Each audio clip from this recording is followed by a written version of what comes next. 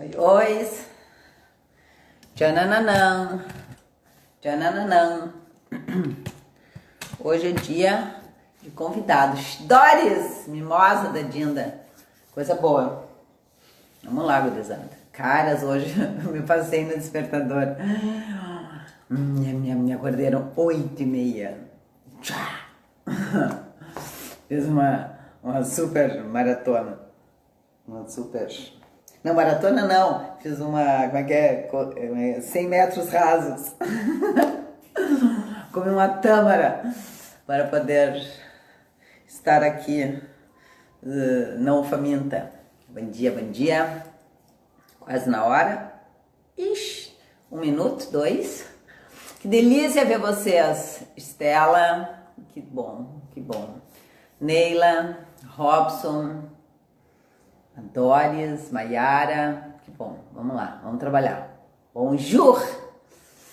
Anne, Carla, Carol. Então vamos fazer a nossa respiração. Prepara aí, gurizada. Fecha os olhos. Expira, pondo ênfase na expiração. Inspira normalmente. Inspira deixando o ar expandir o tórax, levando o ar para o abdômen. Segura lá um pouquinho e contrai bem o abdômen. E vem murchando nessa posição de humildação. E aí, expande. E nesse balanço natural, no ritmo de cada um, a gente vai evocar 5 elementos da natureza que correspondem a 5 atitudes, as 5 qualidades que se derramam sobre os 5 verbos da dinâmica do método coração. O primeiro elemento é a terra, na qualidade da estabilidade, se derrama pelo nosso desejo, trazendo constância e estabilidade, no desejo de nos fazermos felizes em qualquer cenário, bem propício para os dias de hoje.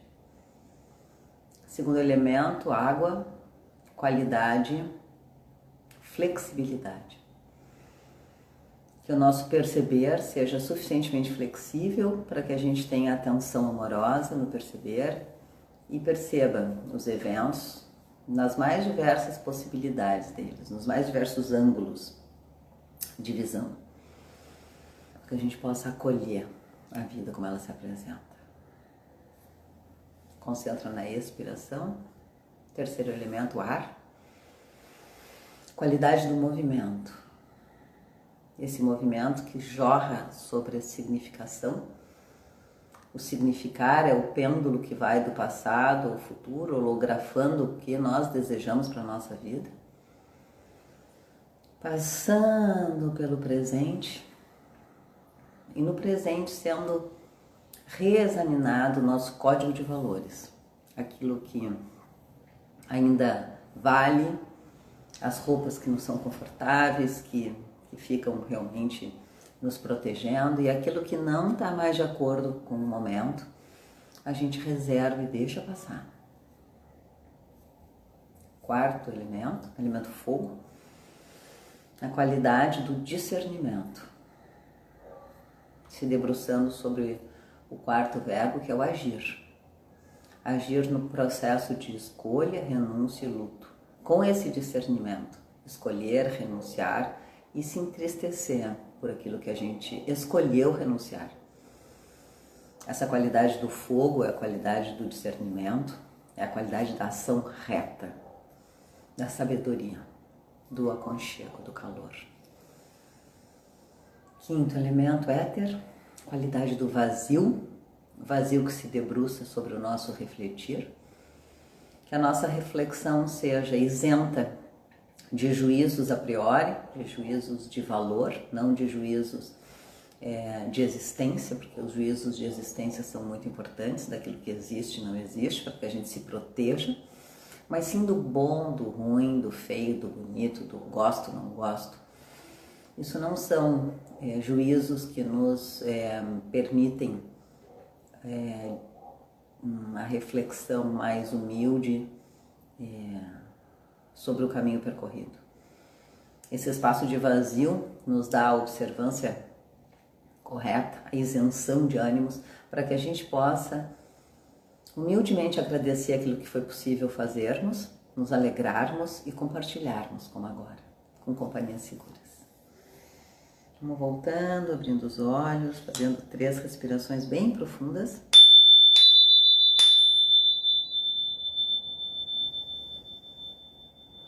Bora trabalhar, gurizada. Bora trabalhar. Vamos para a nossa cartinha. Hoje é o dia dos nossos convidados. Hoje a gente tem a Carla Cavalier, da Yoga Terapia, da Kali Yoga Terapia. E eu tenho estudado esse tema da psicologia da yoga com o professor Jorge, da descendência do Krishnamacharya e do Desikachar. E a Carla é uma estudiosa, assim, a Carla é psicóloga, fez mestrado, doutorado, estuda bastante esses temas da neurociência também, faz um lindíssimo cruzamento de tudo isso. Então logo vou chamar ela. Então vamos lá, momento, eu digo que é um momento fake, porque as minhas cartas estão marcadas, mas para a gente seguir o nosso estudo. Lembrando que, para quem tem esse livro, quem não tem, vai ter logo em seguida, porque o Rafa está preparando o e-book. Então são excertos, são cartinhas que a gente retirou, fizemos perguntas para dirigir o nosso estudo. E lembrando também, pessoal, lembrando aqui, eu fiz uma colinha, mas eu sempre esqueço, convida teus amigos para entrar na live com a gente, agora ainda dá tempo. Hoje vai ser uma live um pouquinho maior, até talvez 15 para as 10, vamos ver. E esse livro a gente colocou ele em e-book, gratuito. É o primeiro livro que eu escrevi junto com a minha irmã, Denise Aerts, a menina dos meus olhos. E a vida como ela é bem para esse momento, né? A vida como ela é para cada um de nós em momento de coronavírus. E quem sentir no coração pode fazer uma doação para as organizações que a gente trabalha, as ONGs, a Casa e a Aldeia da Fraternidade, aqui em Porto Alegre. Então ele é uma joia, compartilha com os amigos, convida. Então vamos lá, vamos estudar essa cartinha e já vamos chamar a Carla. Deixa eu ver se a Carla já está por aí. Deve estar. Ixi, que bom, quanta gente, que delícia. Acolhimento de quem fomos. É importante que saibamos que o que fizemos representou o que de melhor nos foi possível fazer naquele momento. Aguenta aí, aguenta aí. O que fizemos foi o que de melhor nos foi possível fazer. Não há razão saudável para manter qualquer idealização de quem poderíamos ter sido, do que poderíamos ter feito.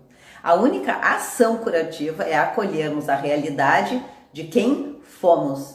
Isso nos possibilitará, de fato, novas oportunidades de composição, pois cada vez que desconstruirmos a idealização, fortalecemos nossa saúde. Então, sem essa de eu poderia ter feito melhor, sem essa, gurizada. Como você acolhe ter feito melhor nas suas ações? A pergunta que não quer calar. Vamos lá. Como você acolhe... Ai, já tá aqui, mimosa. Olhe, ter feito melhor nas suas ações. Sabe o que me deu agora uma... Assim, eu falei... Amor, Carla, eu falei assim, ai, que bom que ela já tá aqui. E daí eu pensei assim, e não só pensei como, olhei assim, eu ia arredar a minha almofadinha para tu sentar junto comigo. Quero! Ai, que legal isso, né? A gente Ai, tá que assim, legal. sentadas no mesmo fluxo. E sabe que eu me dei conta, agora eu hoje me acordei de correria, perdi, não sei o que aconteceu, botei o despertador, 8h30 me acordei, e tinha às 4 e pouco tive uma visita dos meus maus pensamentos, assim, até Tem não gente foram dando bom tão... dia. Pensando? Tem gente dando bom dia aqui. Bom dia, bom dia. E aí eu acho que eu custei um pouco para dormir de madrugada, e aí então perdi a hora agora da manhã. E aí eu tava me arrumando assim, e passando óleo, tomei banho, passei óleo, e aí me olhei no espelho e me dei conta que eu nunca me enxerguei tanto, assim, metaforicamente, né, e realisticamente. Porque, como eu estou trabalhando com a máquina, assim, eu me enxergo. E eu não fico me olhando durante o dia. Então, eu nunca me vi tanto no Zoom, quando eu trabalho com os pacientes, eu tô ali olhando, me olhando. E esse momento, né, da gente se olhar, o momento da quarentena, o momento da gente voltar para dentro de nós e, de fato, nos encararmos, é muito especial, né? É muito especial. Então, amada, tu chega com um convite que é responder essa pergunta e aí fazer a pergunta para os nossos queridos que estão nos acompanhando. Como você acolhe ter feito o melhor possível nas suas ações? E aí agora a tia vai dar duas subperguntas. Quando dá tudo certo e quando não dá tudo certo? Assim, certo? Enfim, desejava. Né? Como é que é? Como é que é para ti?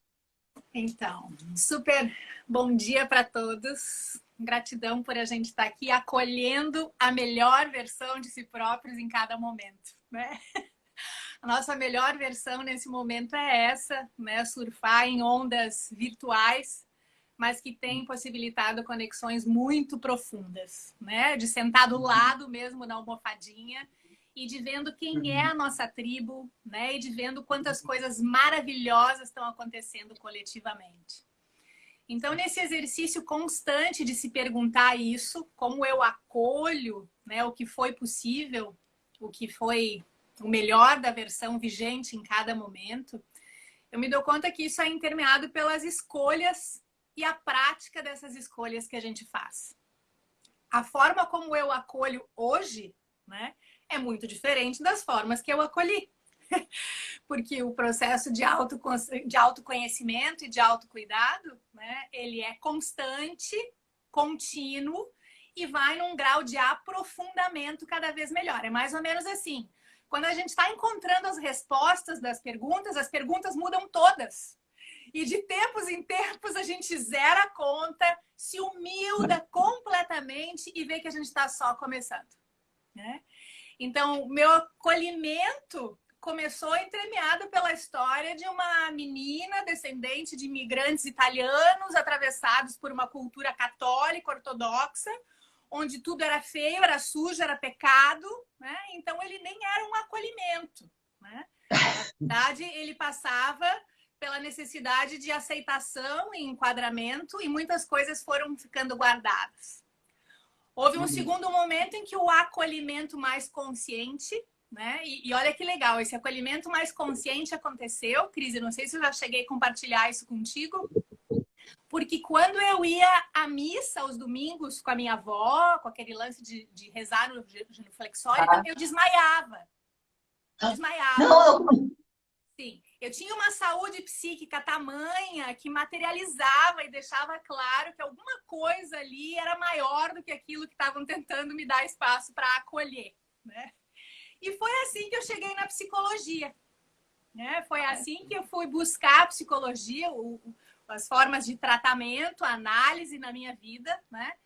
E percorrendo toda uma jornada formal, vamos dizer, da psicologia ocidental, né? Tanto como buscadora de mim, como me capacitando, né? Como terapeuta nisso.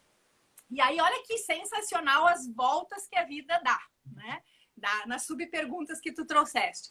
Esse acolhimento me leva de volta para o ponto inicial da história.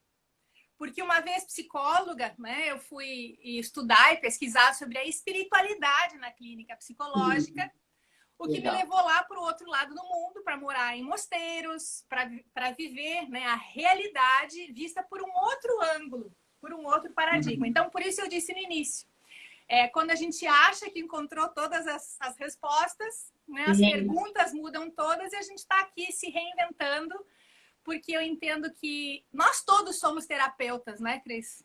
Todos nós que estamos em interação somos terapeutas. Mas quem opta, quem escolhe conscientemente em se oferecer como terapeuta, né, profissionalmente, como serviço humano, precisa estar muito ciente de que o que a gente oferece não é o que a gente sabe. O que a gente oferece é o que a gente é. É aquilo que a gente é. O quanto a gente está conseguindo colocar em prática na nossa vida, nos nossos desafios, na nossa capacidade de acolhimento e na nossa dificuldade de acolhimento aquilo tudo que a gente aprendeu. Ah, ah. Então, tô grata, né, por poder estar me vendo de novo e assim como tu, nos atendimentos online que eu tenho feito, né? E vale só um parênteses, assim, eu tô em quarentena um pouco mais de tempo, né?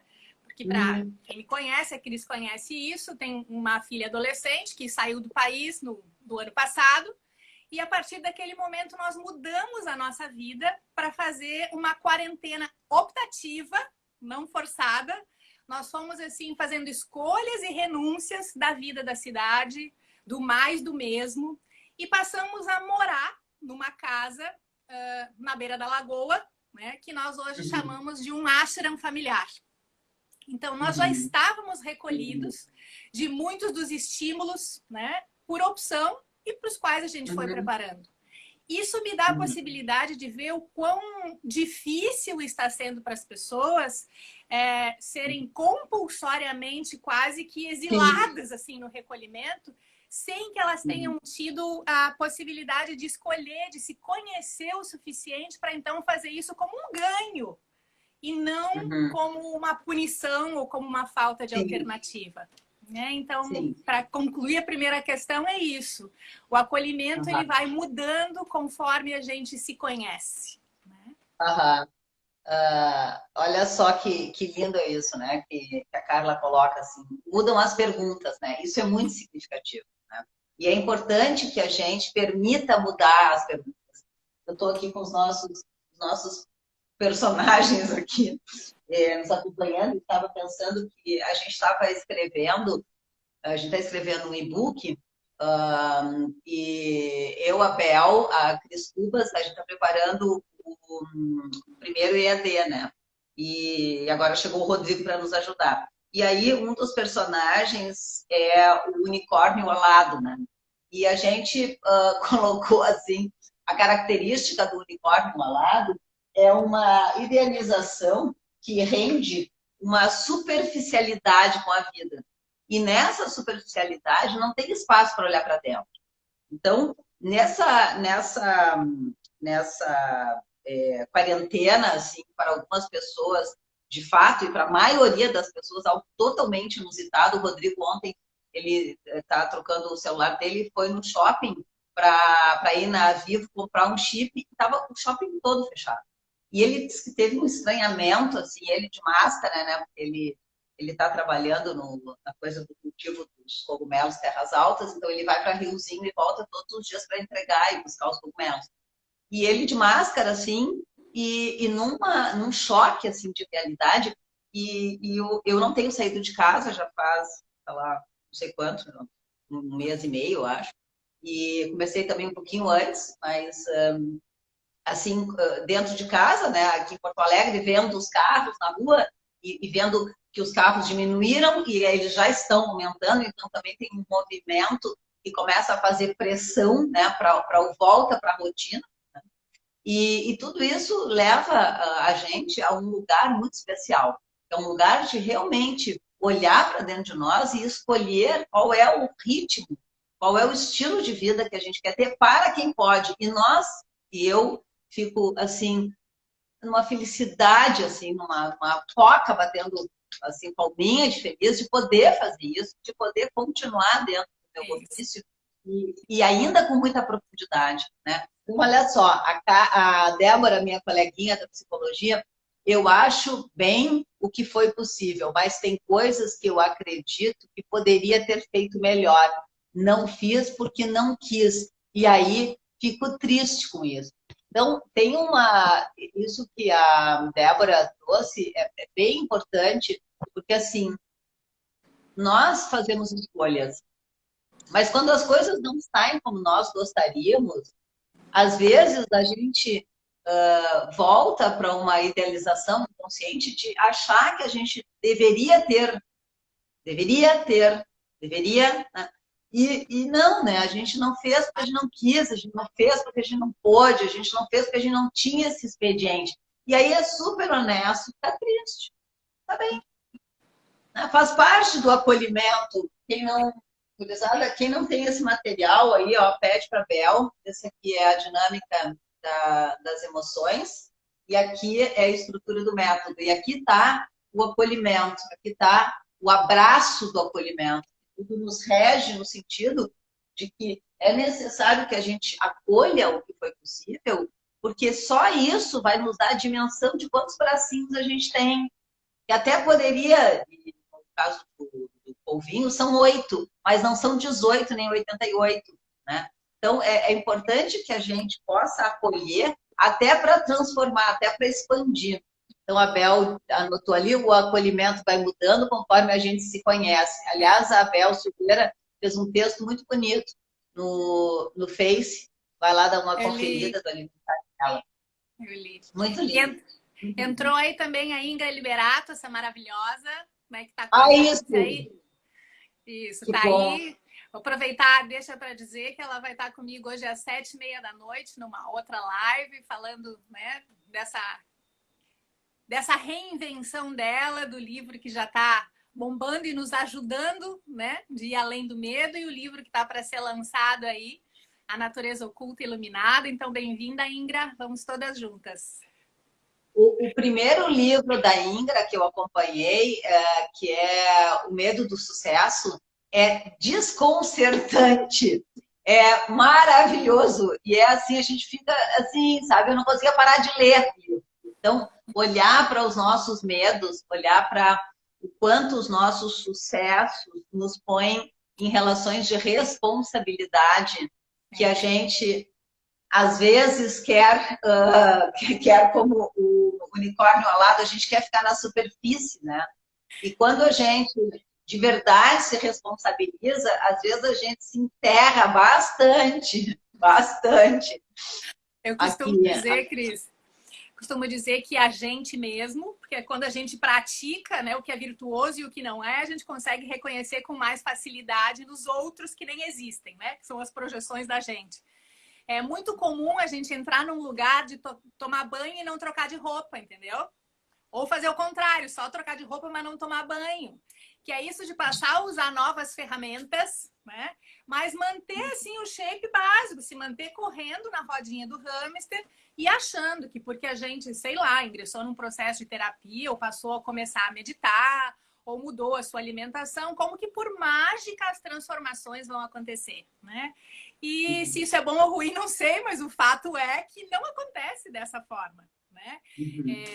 Eu te ouço falar sempre com encantamento e como inspiração, né, Cris? Eu tô aqui arranhando nesse lugar de começar a me oferecer de um jeito mais virtual, porque eu fui descobrindo que o que transborda de mim é tão gigante, é tão imenso, que eu não tenho o direito de ficar com isso para mim, nem de limitar o número de pessoas que eu posso ter acesso presencial. E eu te vejo fazendo isso, né, com essa equipe maravilhosa da Bororó, né? Legal saber do curso à distância, do EAD que vai acontecer, porque assim, nessa cocriação coletiva, as pessoas estão perdidas, né? Eu vou pegar até uma fala da Durga na última live que vocês fizeram, da Durga Curtinaz, e tu costurava dizendo que não tem um outro caminho senão uma boa conversa, né? Que os conflitos, que as projeções se dissolvem numa boa conversa.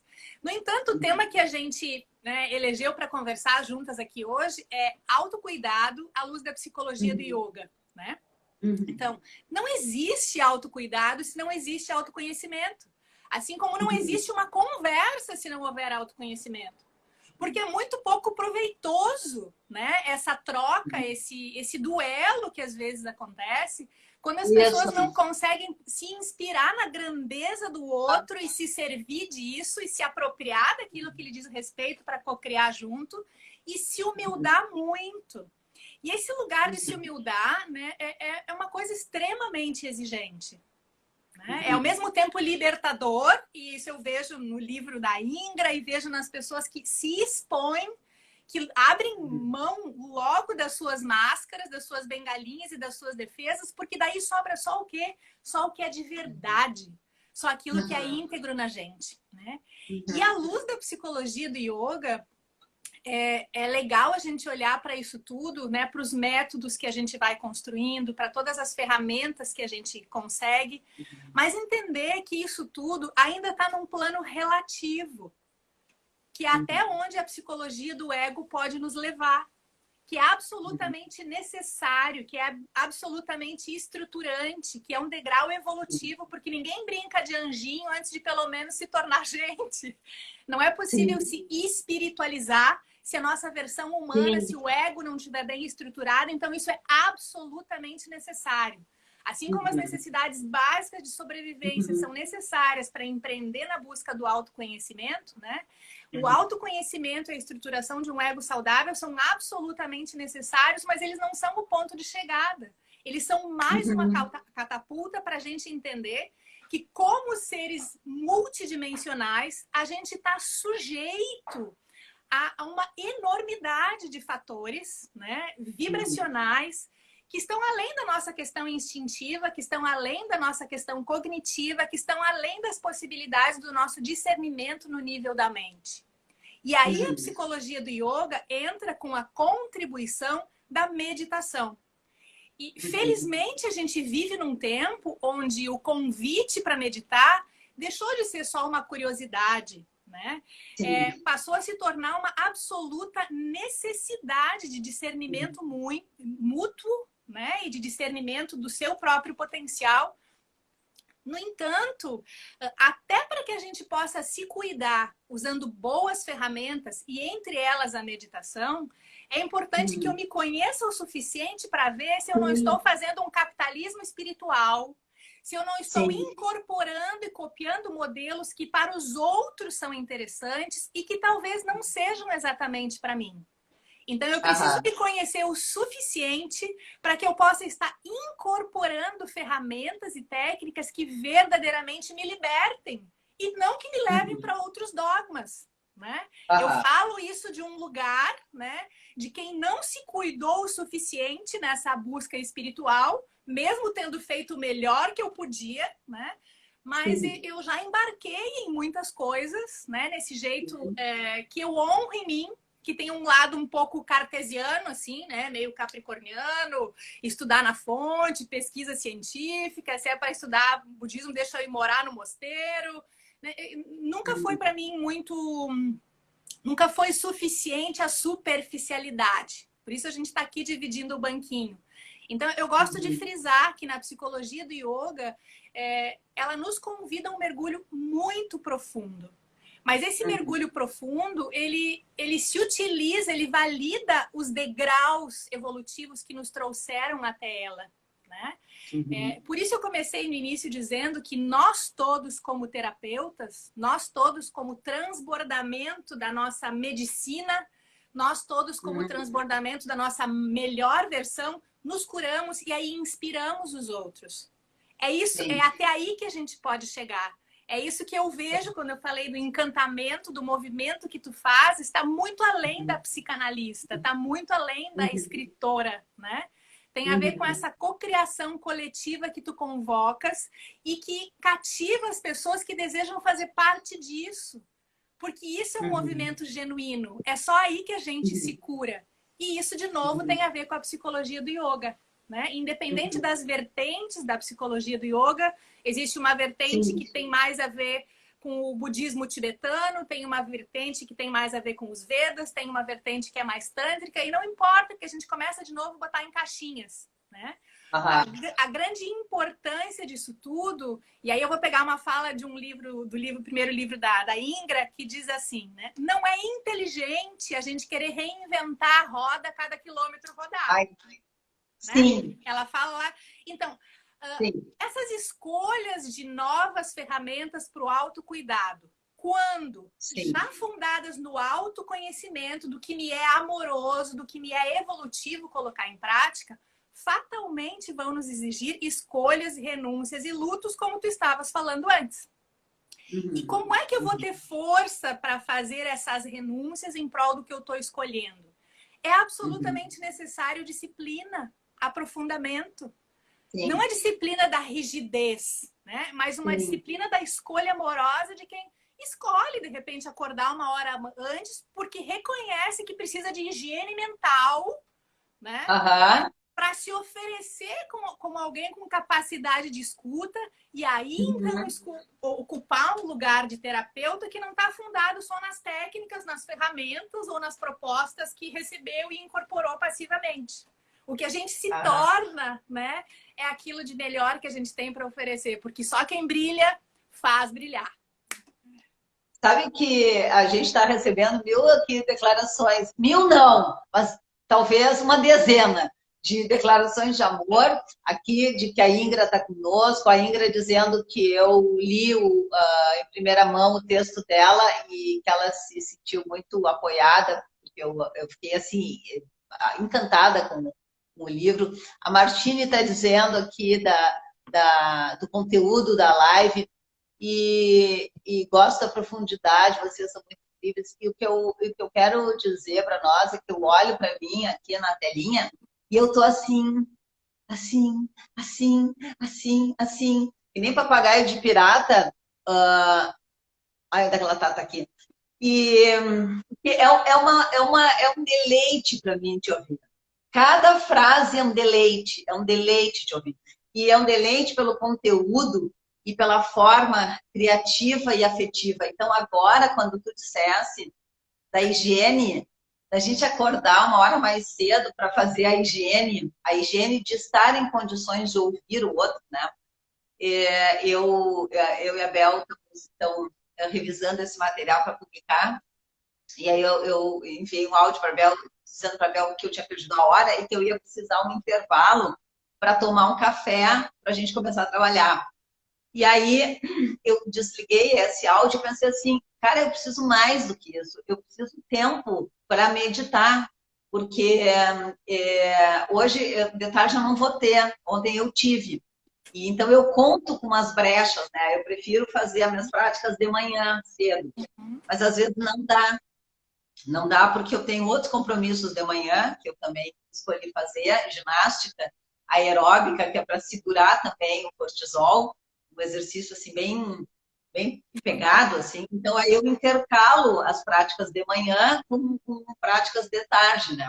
E essa higiene, essa humildade de perceber, aí o Fábio botou só brilha quem sabe brilhar, e é muito lindo o seguinte, esse conhecimento interno, esse autoconhecimento, ele faz com que a gente espelhe o conhecimento e o brilho do outro. Então, só pessoas de verdade com uma capacidade de se reconhecer na sua potência criativa podem reconhecer a potência criativa do outro, né? E não tentar ofuscar ou competir. E isso é muito legal, assim, porque eu estou muito acostumada a receber pessoas que chegam num estado de, às vezes, de uma perturbação, né? Cada vez mais menos, mas ainda recebo pessoas em crise, né? E eu digo cada vez mais menos, porque como eu estou trabalhando já faz anos com educação, cada vez mais as pessoas antecipam as suas necessidades com um limiar mais sutil. Então, cada vez mais pessoas me procuram pelo autoconhecimento e não pela crise, né? Mas quando a pessoa está numa crise, que ela está assim, se achando o ó, está toda enlameada, eu enxergo nela características, talentos, qualidades que ela não está enxergando. E isso, de verdade, é porque eu tenho intimidade com o que eu tenho de melhor e de pior. Então, eu sempre digo que um terapeuta é alguém capaz de reconhecer em si o seu melhor e o seu pior. Somente reconhecendo o seu melhor, ele vai poder espelhar o melhor do outro, ainda que esse outro não esteja vendo. E só porque ele reconhece o seu pior, ele vai espelhar o pior do outro que o outro teme ver de verdade. Porque às vezes a gente tem um conhecimento sobre nós superficial, tanto das nossas qualidades mais positivas quanto das mais brabinhas. A gente tem aquilo assim, um carpete, porque de verdade a gente tem muito medo de reconhecer, assim como a Ingra, o seu verdadeiro eu livre, potente, criativo, e que vai cobrar de nós um preço caro na relação com o outro, porque o autocuidado impõe dizer não para um monte de coisa. Então, as pessoas à volta não curtem muito, muitas vezes, né? E também a pessoa que reconhece o seu pior vai oferecer essa iluminação para o seu ambiente. Então, eu me lembro que o meu pai, ele dizia para mim assim, não fala em ti, porque quando tu fala em ti, eu não consigo deixar de me ver.